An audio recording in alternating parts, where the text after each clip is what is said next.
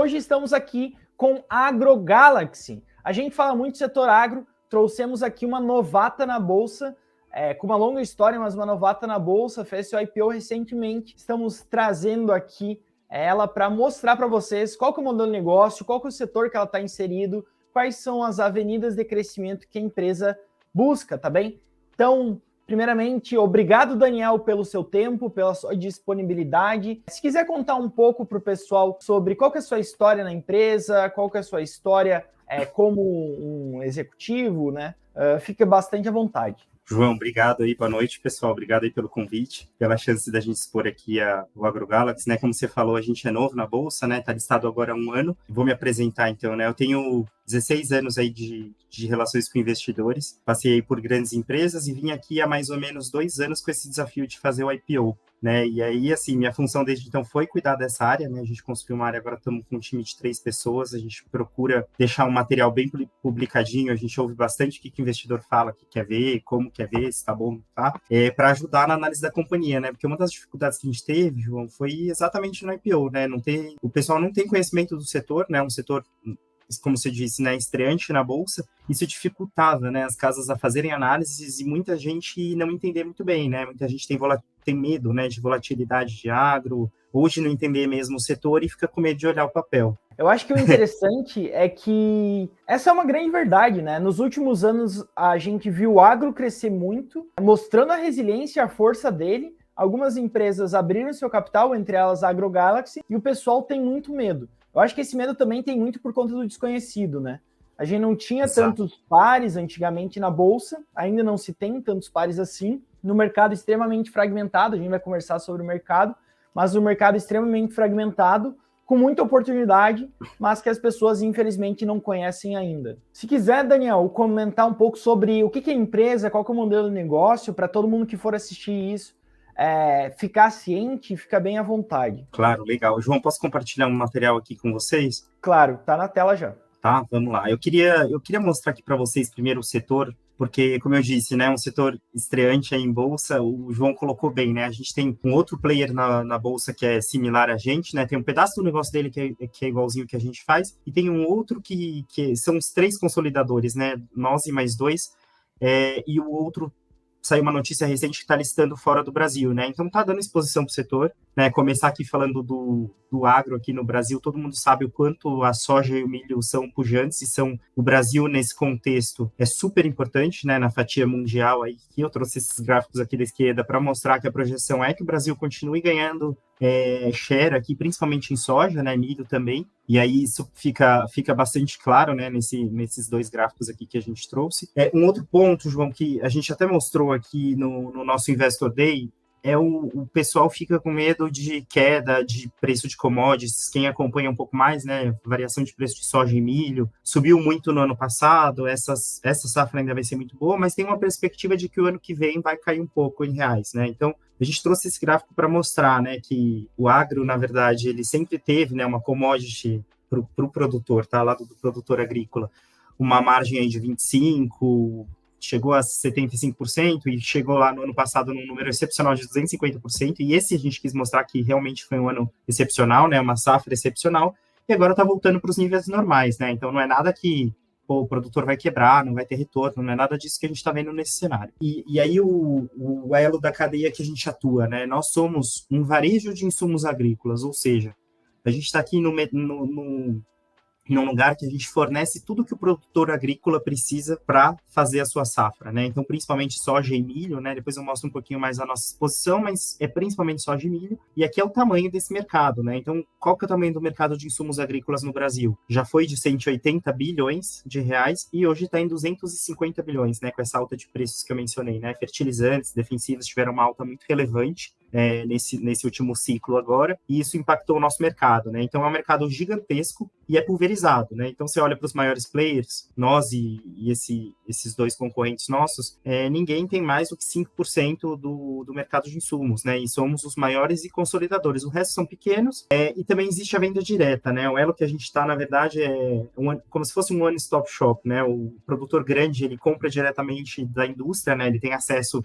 a essas grandes indústrias de defensivos, fertilizantes, etc. E o pequeno e o médio produtor, que são o nosso foco, eles vão ou com a gente ou com as cooperativas, né, com os varejos e com as cooperativas. E aí por quê, né? Qual que é a necessidade desse pequeno e médio produtor? Ele é um produtor que ele não quer só o insumo agrícola, né? O insumo você pode comprar num lugar que seja mais barato, vai numa cooperativa. O que o varejo oferece de diferente é o suporte técnico, é a logística, né, para a movimentação de grãos deles, né? Ou seja, eles não têm acesso ao mesmo preço que os grandes produtores têm das trades de grãos, por exemplo. E aí a gente ajuda ele a ter essa consolidação de grãos, né, de vários pequenos e médios produtores e vender lá para uma trade com um preço que só um grande teria acesso, né? Então a gente oferece esses serviços acessórios, oferece um portfólio diversificado, junto com uma assessoria técnica, né? Então, na verdade, o nosso cara que está lá na ponta, ele ajuda o cara com o melhor portfólio para produzir melhor naquela área que ele está, naquele solo que ele está, e para isso a gente faz milhares de testes por ano, né? De vários protocolos que a gente recomenda para esses produtores. Além disso, tem umas soluções de crédito, né? Todo mundo sabe que o produtor pequeno e médio tem acesso, né, a alguns bancos, né? Enfim, consegue algum crédito, mas não consegue tudo o que ele precisa. E esse é o nosso papel também de ajudar esse produtor a ter acesso a esse crédito agrícola. Tá? E aí uma outra frente que a gente entrou, João, que é recente, que é muito importante para o nosso setor e acaba sendo um diferencial desses grandes players, né, como o nosso caso, é ter agricultura de precisão e digital dentro do nosso negócio, né? Porque exige tempo e dinheiro. E agora ficou muito claro, né, com essa crise de fertilizantes, que o produtor precisa usar essa tecnologia para saber onde ele precisa usar, né, o insumo de uma forma racional na área que ele produz, né? E isso tudo num aplicativo. Então, assim, é um uso que tem uma expansão muito significativa nesse último ano. Aqui falando um pouquinho só para ver o nosso público-alvo, né? A gente tem aí praticamente 85% do mercado de produtores como alvo, porque só 15% aqui no Brasil é considerado grande produtor, né? Ou seja, tem 10 mil hectares de área para mais, né? Isso quem é menor, assim, quando você olha esse tipo de grandeza, o pessoal pode estranhar, né? Na Europa isso aí é considerado um produtor gigante, mas aqui é médio, né? E o produtor pequeno, ele precisa desse serviço mais do jeito que a gente oferece, né? Ajuda muito mais o produtor na jornada inteira dele, desde o planejamento da safra até a colheita, né? E a venda de grãos. Acho que um ponto importante, João, para mencionar aqui, só antes de falar do nosso negócio, do setor, é a sazonalidade, né? Então, é super importante a gente olhar para esse ciclo de colheita de soja e plantio de soja, principalmente, né? O milho também, mas quando você acompanha o resultado da companhia, a gente sabe que o mercado acompanha muito o resultado trimestral, né? Aí você vai olhar lá o resultado do primeiro semestre, você fala, putz, a empresa quebrou, né? Não tem resultado. Mas isso por quê, né? Devido aí à sazonalidade de colheita da soja, ou seja, quando eu vou lá no final, no terceiro trimestre, quarto trimestre, quando o produtor está plantando, é quando eu faturo os meus produtos, né? Os insumos que ele vai usar para plantar. E é lá que se concentra a minha receita, tá? E aí o custo, tudo que eu tenho durante o ano acaba sendo meio uniforme, né? Então, meu resultado forte é sempre no segundo semestre. O interessante da sazonalidade até é a questão do ano safra, né? Porque o calendário safra ele é diferente do Perfeito. calendário corrido nosso. O ano safra ele inicia em agosto, basicamente, e ele vai terminar em final de julho.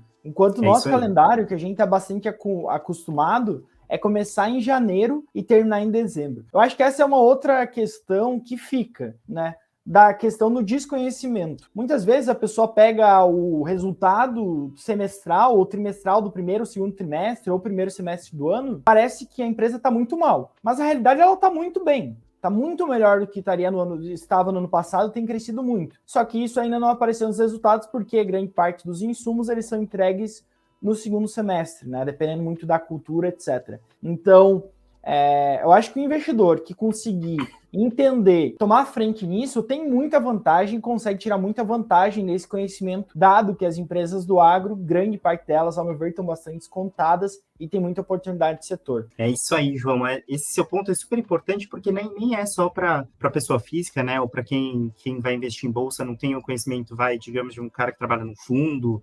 Mas, assim, os próprios fundos, na época que a gente fez o IPO, era uma janela de muito IPO, né? Então, o cara vai num setor desconhecido, às vezes ele fala, putz, esse aí é difícil, né? Não entendo muito bem o resultado. Então, agora a gente tem uma massa crítica muito boa, a gente tem investidores e analistas que olham a gente bem, né? Vocês, inclusive, participaram, né, do nosso Investor Day, vocês olham a gente também, a gente fica muito feliz que o pessoal agora tenha adquirido um conhecimento melhor do setor, né? Eu acho que isso é super importante para a educação como um todo, né, do setor agro, que no fim é o motor aí da nossa economia, né? Sim, exato. João, aqui, você acha que vale aqui eu passar pelo nosso perfil, tamanho da empresa?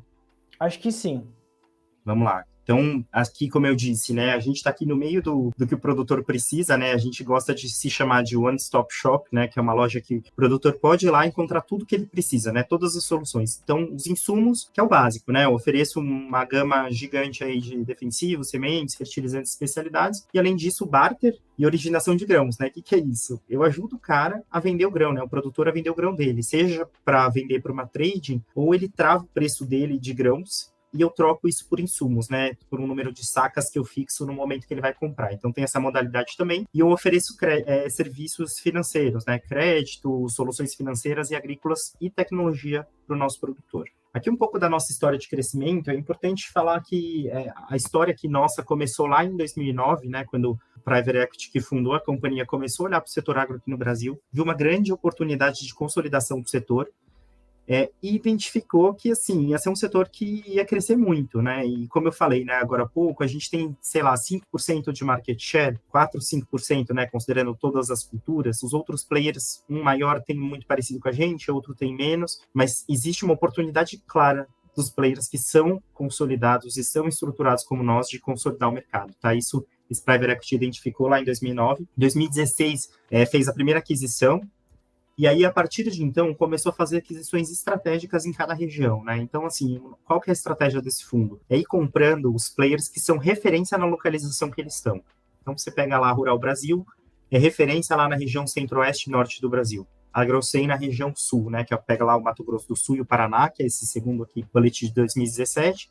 E a partir de então foi expandindo até, né, fazer o IPO em 2021, e depois do IPO já foram feitas 3 aquisições, né, ou seja, pegou esse dinheiro do IPO e aplicou nessas oportunidades de consolidação do mercado. E aí isso acaba sendo um diferencial importante. Nessas aquisições que a gente fez, que nesse outro slide fica claro, estão espalhadas pelo Brasil todo, né, então todo o Pará ao Paraná aqui do Brasil. Isso é bastante importante para mitigar um dos principais riscos do nosso setor, que é mudança climática, né? Então, risco climático. Você pode ter uma geada, algum problema lá no Paraná, mas eu tenho operações lá no Centro-Oeste, tenho operações no Norte, tenho aqui em São Paulo. Então, isso é bastante importante para a resiliência do nosso negócio.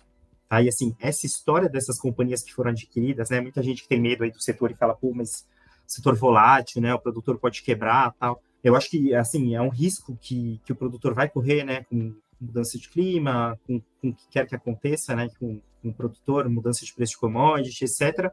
Mas esses players que foram adquiridos, eles estão no mercado há 30 anos. Essas empresas têm 30, 25 anos. Então, assim, são players que sabem jogar nesse mercado, né? E foram as que entraram aqui dentro de casa. Tá? Hoje temos aí 145 lojas espalhadas pelo Brasil. O plano é a gente abrir esse ano de 20 a 25 novas. São 28 silos para suportar aí a operação desses produtores, como eu falei, né? Então, principalmente aqui no Sul, né? Vocês olham aqui Paraná, Mato Grosso do Sul, onde o produtor é um pouco menor, ele usa os silos do AgroGalaxy para armazenar e, eventualmente, quando ele quiser fixar o preço, ele vende. E temos a operação de semente também. Tem um outro player aí na bolsa, por exemplo, a Boa Safra, que produz sementes. A gente também faz a mesma coisa dentro de casa com essas 13 sementeiras. Tá tudo terceirizado. O interessante também, eu acho, da tese é o seguinte. Foi falado, né? Vocês têm 5% do share. Não é nada. E, querendo ou não, é um setor que faz sentido ser consolidado. Por quê? Quando você aumenta a sua escala, você consolida o setor, você melhora questões logísticas. Seu custo logístico cai, né? Sua malha logística melhora. Isso diminui os custos de players maiores, faz com que a eficiência de players maiores seja menor que players menores, e aí, por conta disso, consolida-se. Tem a questão de poder de barganha com fornecedores, né? Se você compra X quantidade de insumos, e você compra 2X, as suas condições de negociação são muito melhores quanto maior você for. E além dessa natural vocação por consolidar, também tem a questão de que é um mercado que cresce. Então, empresas que consolidarem esse mercado, além de elas crescerem dentro do mercado, elas estão no mercado que cresce, então o vento nas costas é bastante favorável, né? É isso aí. João, você colocou um ponto bem interessante e importante, né? Essa parte dos fornecedores, quando você olha um momento agora, né? Assim, o ano passado e esse ano, quando você teve escassez de glifosato, que é um defensivo muito usado no campo, né?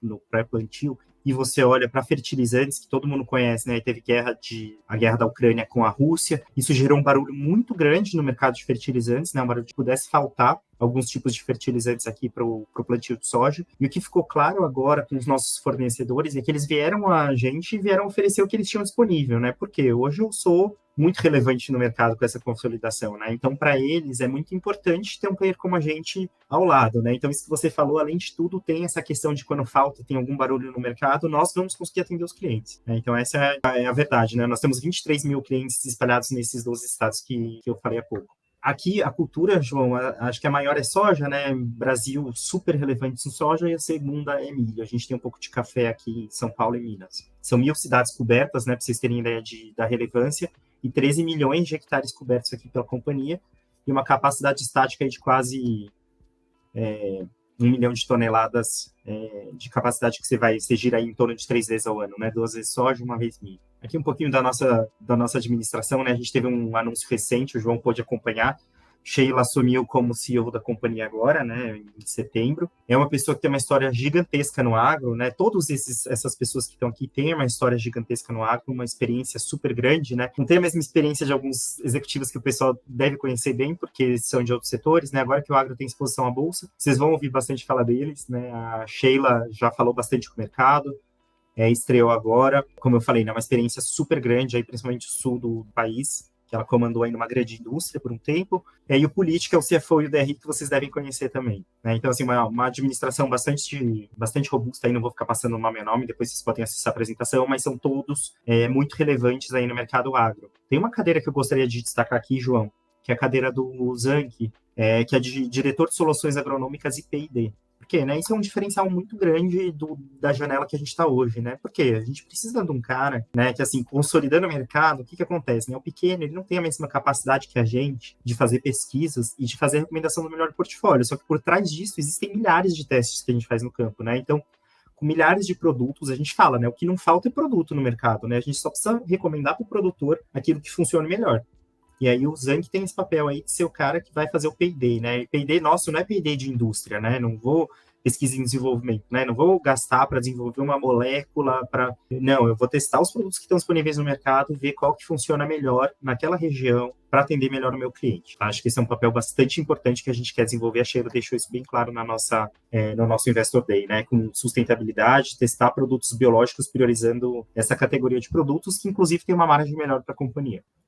Aqui o histórico um pouquinho, João, não sei se vale a pena passar, mas para mostrar o quão relevante a gente é desde 2017, né, o crescimento que a gente teve de lojas, de CTVs, que são os agrônomos que ficam no campo, e a gente praticamente dobrou o número de clientes nesse período. E falando de financials, né, que é bastante importante, se vocês forem olhar a receita da companhia nos últimos 12 meses, né, o último resultado que a gente divulgou foi em junho, então até junho de 22, já chegou a casa de 9,5 bi. Aqui é bastante relevante, né, para a nossa história. Pensando que a gente abriu o capital mais ou menos aqui, né, nessa época, né, a gente tinha uma receita de 5 bi, mais ou menos, a gente praticamente já dobrou a receita, né, tanto com aquisições quanto com crescimento orgânico, que é a abertura de lojas, né. O EBITDA aconteceu a mesma coisa, né, ele acompanhou um crescimento aí de 85%, nos últimos 12 meses já estamos em 550 milhões, e o lucro líquido continua positivo, mas teve um impacto relevante de Selic, né, acho que no universo que vocês devem olhar aí também, todo mundo sofreu com esse aumento, né, e a gente não é diferente. Aqui, João, a gente trouxe uma historinha dos M&As, né, para o pessoal entender, né, a gente é uma história de consolidação. Então, eu abro loja, claro, né, vou continuar crescendo organicamente, mas eu adquiri, né, ao longo desse tempo essas empresas aqui. Mas o que a gente faz, né? A gente multiplica o crescimento depois que a gente entra, porque tem o tamanho, tem escala, tem esse acesso a fornecedores que você falou, a portfólio de testes, consigo conquistar mais clientes, né, consigo acelerar esse crescimento dessas empresas. Você pega essas empresas aqui com 25 anos de história, vai pegar rural aqui, né, demorou 25 anos para abrir 13 lojas. Após a nossa aquisição, depois de 5, 6 anos, já mais do que dobrou, né, o tamanho de lojas. Então, a mesma coisa acontece com a receita, para mostrar que essas aquisições, elas são o começo do crescimento, né, e quando você vai ganhando essa capilaridade, você consegue abrindo lojas organicamente, né, então você compra, você chega lá e expande aquela área, né, então essa estratégia tem funcionado muito bem, né, a gente viu aqui nos nossos números, e é o que a gente pretende continuar fazendo. E essa é uma estratégia de que várias indústrias usam essa estratégia, né? Porque é muito difícil você crescer uma marca do zero organicamente em qualquer setor. No agro é tão difícil quanto. Então, é muito mais fácil, se você tem uma estratégia de consolidar, você adquirir uma marca já conhecida na região e, a partir daquela marca conhecida, linkar o nome AgroGalaxy nessa e crescer, do que querer crescer organicamente, porque é muito difícil você tirar clientes de outros sem que eles anteriormente conheçam o nome da sua marca, né, Daniel? Perfeito, João, muito bem colocado. Acho que esse ponto tem duas coisas, né, João? Você chega numa região que ninguém conhece a tua marca, o nosso setor tem uma particularidade, né? O produtor é muito confiança, né? No que aquela marca vai te atender, você não vai ficar na mão, porque assim, o produtor tem uma janela de plantio. Ele precisa estar com tudo certinho para plantar, né? Às vezes o pessoal fala, né? A gente, se tem chuva, não tem chuva, quando o clima tá ideal, ele planta durante a noite, porque ele tem que plantar naquele momento. E tem que ter uma loja, uma marca, alguém que atenda ele naquele momento. Então, você entra numa região nova com uma marca nova, o crescimento é muito lento. Então, esse ponto que você falou é isso aí, é crucial, né? Você entra com uma marca que o cara já conhece, já confia, entra já com tudo, né? E aí, a partir daí, você multiplica muito o seu crescimento, porque você oferece um serviço melhor, você tem uma gama melhor de produtos, e aí o produtor vê ganho nisso, né? E aí é bem por aí que a gente joga. E, João, aqui são as mais recentes, né? Essas 3 últimas, só para mostrar o tamanho da companhia após essas 3 aquisições, né? Então, fizemos um IPO lá em junho de 2021, agora há pouco fizemos um ano do IPO, né? E aí, aqui você vê o quanto essas empresas adicionaram na nossa receita lá, sim, essas empresas, né? Você vê que um acréscimo aí da ordem de 30% na receita, 30% em EBITDA também, e já atingiria, né, um EBITDA, uma receita, perdão, pro forma, ou seja, considerando como se essas empresas todas estivessem nos últimos 12 meses, né, já de mais de 10 bi de reais, tá? Então é uma empresa bastante relevante, né, pro nosso setor, e vai realizar, né, um trabalho de expansão orgânica e aí o ano que vem, dependendo das situações aí do cenário de M&A, fazer mais aquisições, tá? Mas hoje o foco vai ser arrumar a casa com tudo isso que a gente fez, organizar o cenário para preparar a companhia para continuar o crescimento inorgânico. Acho que aqui de material, João, era mais isso que eu tinha aqui para mostrar. Não sei se vale a pena mostrar para o futuro ou você quer fazer um Q&A aí, o que você acha melhor? Eu acho que a gente poderia seguir para algumas dúvidas bastante comuns que o pessoal manda sobre a empresa. Eu acho que o primeiro é: quais são os principais riscos dessa tese? Quais vocês entendem como sendo os principais desafios, as principais barreiras a serem ultrapassadas pela AgroGalaxy? Acho que o principal risco do nosso negócio, João, sem dúvida, é clima, né? Porque foge do controle um pouco da companhia, e o produtor acaba ficando totalmente propenso, né, sujeito ao clima, e a gente viu, né, uma situação laninha, geada no sul, que afetou uma parte dos produtores. O ano passado também teve uma geada lá na região de Minas e São Paulo, que afetou os produtores de café. Esse, com certeza, é um dos principais desafios, né? E aí a gente joga com duas coisas, né? Primeiro, a diversificação geográfica, né? Estou no Brasil inteiro, consigo mitigar esse risco estando em várias partes do Brasil, né? Então, eu não sou um produtor direto, eu não fico ligado ao risco do produtor diretamente. E a segunda é monitorar muito bem o risco de crédito, né? Por quê? Crédito também acaba sendo um dos maiores riscos, né? Você dá lá o dinheiro para o produtor para ele te pagar no final, né, na colheita dele. Eu preciso monitorar qual crédito é bom ou ruim, né? Então, assim, preciso trabalhar incentivando que eles tenham seguro de safra, por exemplo, que é um dos serviços que a gente oferece, mas mitigar esse risco financeiro para que eu não tenha um risco do cara não me pagar lá na frente. E, assim, acho que de outro risco, né, mas acaba sendo uma questão natural e que talvez demore um pouco mais para acontecer, João, é a questão da concorrência. A gente tem ainda 4, 5%, existe um grande espaço ainda para consolidação, mas mais para frente pode ser que seja um setor um pouco mais competitivo, mas que os players que chegaram antes, somos nós e mais uns 2 aí que estão no mercado, que já conseguiram avançar em digital, que já conseguiram avançar em recomendações e protocolos personalizados, né, para o produtor, vão partir na frente, porque o digital, assim, principalmente em agro, quando a gente fala, né, não estou falando de um aplicativo de pedir comida, que é uma coisa super tecnológica e que o cara vai muito imediato, né? É diferente, eu não tenho e-commerce, não tenho marketplace ainda na minha plataforma, porque é muito mais complicado do que isso, né? Mas quem avançou nisso, em recomendação de agricultura de precisão, vai sair na frente sem dúvida. Interessante. E essa questão, acho que até é um bom gancho para a gente trazer a questão de que... Eu queria entrar agora em vantagens da AgroGalaxy, né? Mas antes de entrar em vantagens, um ponto que eu vejo que é um diferencial, né? Já entrando em vantagens, mas eu vejo que é um diferencial, é a questão do digital, e não só do digital, mas dos colaboradores da empresa, que é uma vantagem que se cria ao longo do tempo. Por quê? Quando a gente pega o agro, varejo agrícola, basicamente é uma venda especializada, né? Não é um cara que vai comprar uma televisão na TV, vai comprar uma televisão, que é uma televisão de 42 polegadas, chega lá, em qualquer varejista e fala, eu quero uma televisão 42 polegadas. Não é assim que funciona no agro, né? O cliente ele chega lá buscando uma orientação, buscando uma mão de obra qualificada técnica para ajudar ele a aumentar a produtividade, e com isso ele escolhe lá a sua revenda, etc. A AgroGalaxy ela acaba por estar na frente, por estar começando, já carregar uma mão de obra qualificada desde o início e melhorar a qualificação dessa mão de obra, né? E aí fica muito mais difícil a concorrência atingir esse nível. Vocês entendem que isso é uma vantagem na empresa? E mais, quais outras vantagens vocês veem da AgroGalaxy frente à concorrência e que justificariam ela ser uma das principais consolidadoras desse setor? Olha, João, acho que aí começando pela sua parte era de digital, né, que você perguntou? Isso. A parte de digital é assim, né? A vantagem que a gente tem hoje é a seguinte: o player que chegou antes como nós já teve um tempo de estudar aí o mercado, ver como é que funciona mais ou menos e ir avançando em investimento. Você precisa de muita gente, né? A Pilar, que é a nossa Chief Digital Officer, está com a gente desde o início do AgroGalaxy, a holding se formou em 20, né?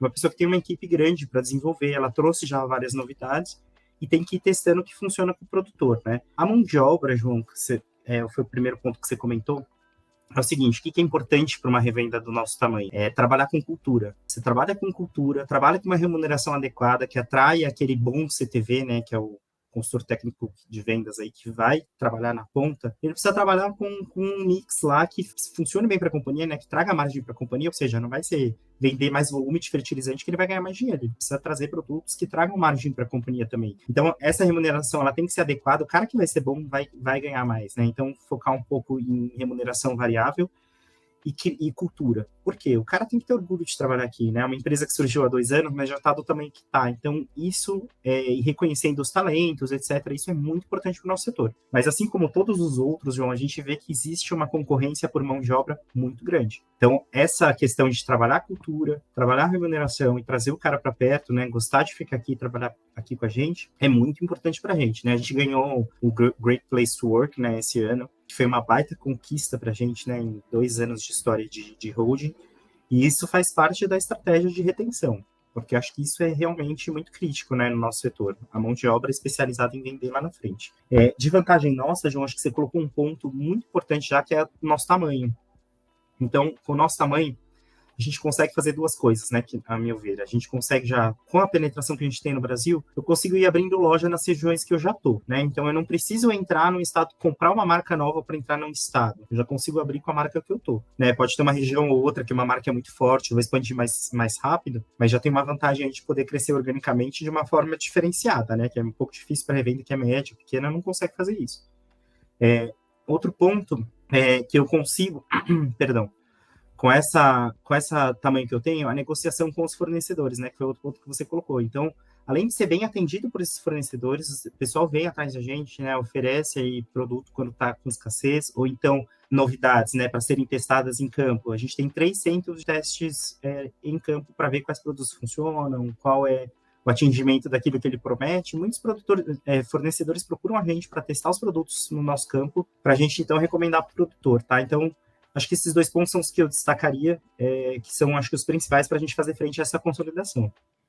Interessante. Uma outra questão que os investidores perguntam bastante e gostam dessa distinção é que a gente tem, assim, na visão dos investidores, né, a gente tem 2 grandes tipos de empresa na bolsa. Aquelas empresas mais de dividendos e aquelas empresas mais de crescimento. Eu acho que ao longo dessa conversa você já deu para nós algumas pistas de qual desses tipos é a AgroGalaxy. Queria te perguntar mais objetivamente. A AgroGalaxy é uma empresa mais de dividendos, mais de crescimento, um pouco das duas. O que a gente pode esperar dessa empresa para o futuro? Acho que no curto e médio prazo, João, crescimento. Tá? Assim, a gente ainda é uma empresa que tem muita oportunidade de consolidação, né? Uma empresa que gera lucro, então ela vai pagar dividendos, né? Os dividendos obrigatórios que estão lá no nosso estatuto, que é 25% do lucro, e o restante vai ser para fazer frente ao crescimento, né? Porque hoje essa oportunidade de consolidação é muito evidente, né, no nosso setor, e a gente tem o tamanho para fazer isso, né? Então, como aí um dos pioneiros do setor e agora na bolsa com a exposição que a gente tem, a gente eventualmente pode vir a mercado de novo, fazer alguma captação adicional para para fazer crescimento via M&A, e agora já estamos acostumados, né? Já acessamos o mercado uma vez, a gente pode seguir esse caminho de novo. Ótimo.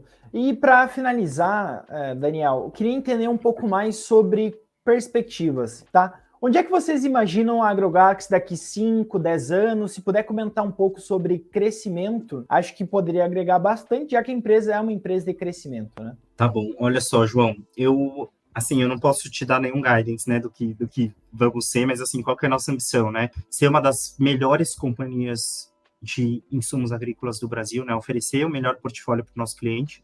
O crescimento orgânico, que é sem contar aquisições que eu posso fazer, né? Porque isso, enfim, é imprevisível. Mas nosso plano é expandir, abrir de 25 a 30 lojas nos próximos 3 anos. Tá? Isso é bastante relevante porque, quando você olha para o nosso histórico, a gente costumava abrir 20 lojas, esse ano eu vou abrir de 20 a 25, é aumentar um pouquinho essa régua de crescimento, porque agora eu tenho tamanho para fazer isso, né? Então, assim, com certeza está numa das posições de liderança de consolidação do mercado, né? Tá à frente em bioinsumos, as novidades, né, de bioinsumos, à frente da pauta ESG desse setor, né? O impacto que a gente pode dar não é na empresa diretamente porque eu estou no varejo, mas é no produtor, né? Então, incentivar o cara a usar isso, esse portfólio que tenha menos impacto ambiental, por exemplo, que gere a margem adequada para a companhia, né? Sempre esse estudo que a gente faz, e definitivamente com um share maior, né? Então, crescer aí com o mercado. O mercado já tem, mostrei aquele gráfico lá, né? Uma oportunidade de crescimento muito grande, e dentro disso a gente quer ter ganho também, tá? Então, esperamos que com todo esse trabalho que tem sido feito, né? Vem sendo feito, a gente vem mostrando para o mercado, a gente consiga atingir esse objetivo. Ótimo. Então, o Brasil deve se tornar o celeiro do mundo nos próximos anos e vocês serão quem vai fornecer todos os insumos para esse celeiro, certo? Com certeza, João. Você viu naquele gráfico, né? Não tem como existir água no mundo sem Brasil, né? Então, assim, alimento, soja alimenta a proteína que a gente come, né? Então, assim, milho também. Então, assim, não tem como existir agro no Brasil, no mundo sem o Brasil. E nós queremos ter uma posição relevante nesse cenário. Ótimo. Obrigado, Daniel, pela tua disponibilidade. Queria deixar aqui os últimos momentos para você fazer suas considerações finais, colocar alguma informação que ainda cabe. E mais uma coisa, pedir para deixar também onde que a pessoa, onde que o investidor consegue encontrar todo esse conteúdo que você trouxe para nós, qual que é a página que ele pode visitar, para ele saber mais tanto sobre a AgroGalaxy quanto também sobre o agronegócio. Claro, olha, o nosso site é ri.agrogalaxy.com.br. A gente, como eu falei antes, né, João, a gente tenta, assim, a gente sabe que a gente ainda é pequeno na bolsa, né, estreante, mas a gente tenta deixar um material bem completo e educativo lá pro mercado. Tem os nossos contatos lá, então a gente é super aberto também à crítica. Se alguém quiser ir mandar alguma coisa que não tá legal ou queria ver, queria entender melhor, pode entrar em contato com a gente, que a gente quer educar o mercado, né? Então, educar, né, assim, talvez seja um pouco até arrogante, não é nem educar, a gente quer ajudar o pessoal a aprender, né? A gente aprende junto também, mas a gente quer ajudar o mercado a entender o nosso setor, entender o agro, e para isso nós estamos aqui também, tá? Então, João acompanha a gente há algum tempo já, né? Vocês sabem que a gente divulga o resultado trimestralmente, mas não é só obrigação, a gente procura fazer uma participação relevante aí com os investidores e com o mercado para que entendam realmente esse elo que nós estamos, e essas oportunidades que tem no nosso setor. Então, estamos à disposição, a equipe está à disposição, todos os contatos estão lá no site também. Ótimo. Então, convido todos a participarem, a olharem, a pesquisarem sobre a AgroGalaxy. Acho que vai ser uma jornada bastante interessante de conhecimento. E, mais uma vez, queria agradecer ao Daniel pelo tempo e pela disponibilidade de vir aqui conversar com os investidores sobre essa empresa novata na Bolsa, mas com uma rica história ao longo dos últimos anos e que tem muito ainda pela frente. Tá, Daniel? Muito obrigado. Eu que agradeço a oportunidade aí, João. Obrigado, viu? Ótimo. Um forte abraço a todos e até o próximo vídeo.